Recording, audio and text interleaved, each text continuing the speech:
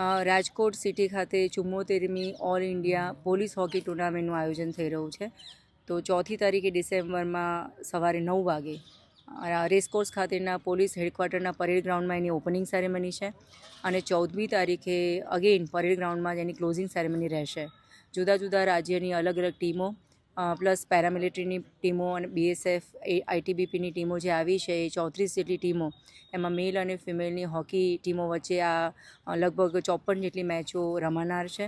અને આ સમગ્ર આયોજનનું અધ્યક્ષપદ જે છે એ આર્મ યુનિટના વડા રાજુ ભાર્ગવ સર અને police commissioner Shri Brajesh Jha sir સંભાળી રહ્યા છે.